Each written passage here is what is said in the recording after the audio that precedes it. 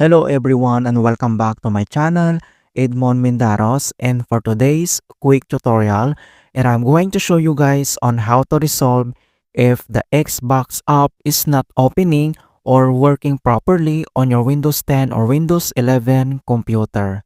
And without further ado, and let's go ahead. So the first solutions we will do is to clear Microsoft Store cache. Kung paano ba yan natin gawin, all you have to do is to open up on a search menu. And dito sa search for apps ay kailangan mo lang i-type dito yung command keyword na WS reset. Ayan. So once na i-type mo na siya and then kailangan mo lang i-click dito yung open. So this procedure is a troubleshooting tool which is used to reset or clear the Windows Store without changing the account settings or deleting installed apps. Kaya ginagawa natin yung command na yan para mag-back to default yung ating Microsoft Store cache para ma-fix yung problem. So makikita nyo dito na nag-back to default na siya and then you can now try launching the Xbox app and check if it is work fine. If not, you can try this another solutions. So close lang natin tong Microsoft Store and other solutions we will do is to restart Xbox gaming services. Kung paano ba yan natin gawin? So all you have to do is to open up again on a search menu. And dito sa search for apps, so type mo lang dito yung services. And then, i-click mo lang dito yung open.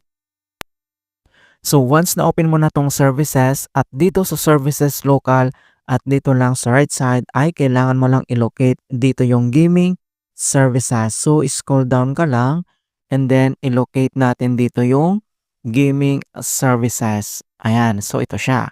So ang gagawin natin dito is to select and double click. And dito lang sa kanyang general properties and then dapat dito sa startup type, nakaselect dapat dito yung automatic. Alright, and then i-click mo lang dito yung OK. And the other one na gaming services, so select and double click. And then dito sa kanyang general properties, dapat naka-automatic and i-click mo lang dito yung OK. So after dito sa gaming services, and other keyword na kailangan natin i-update ay yung Xbox Accessory Management. So kailangan mo lang mag-scroll down and then i-locate natin dito yung Xbox Accessory Management Service. So select and double click.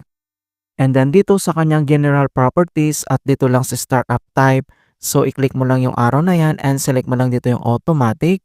And then dito sa baba, i-click mo lang dito yung apply and i-click mo lang dito yung OK. And next, the other one, yung Xbox Live Out Manager. So same procedure, select and double click. And dito lang sa kanyang general properties and select mo lang dito yung automatic. And then click mo lang dito yung OK. Then after that, and another one is the Xbox Live Game Save. So same, so select and double click. And dito sa kanyang general properties and select mo lang dito yung automatic. And i-click mo lang dito yung apply and i-click mo lang dito yung OK.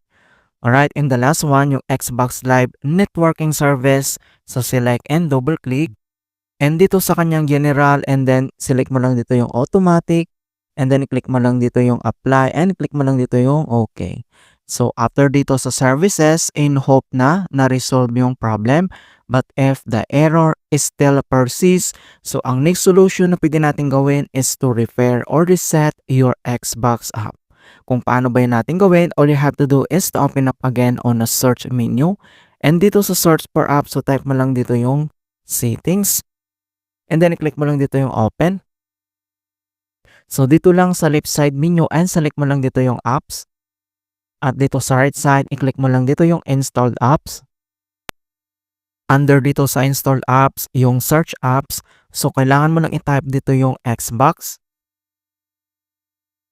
And then, makikita mo kaagad dito yung ating 3 na Xbox apps. So ang gagawin natin dito is to reset or repair. So dito lang sa right side, i-click mo lang yung tatlong dot. And then i-click mo lang dito yung advanced option. And next step is scroll down. At dito lang sa reset ay click mo lang dito yung repair. And wait natin na ma-complete yung repair process. And then after complete the repair process, and the next if this app is still isn't working right, so kailangan natin itong i-reset.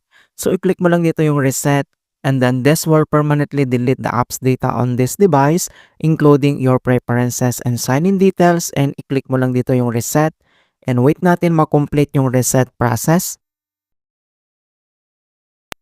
And then after dito sa reset procedure and then close lang natin yan. At dito lang sa start menu and kailangan mo lang mag-restart. Okay, click mo lang yan. Alright, so gulo lang po ka-simple on how to fix Xbox app not opening or working on Windows 10 or Windows 11.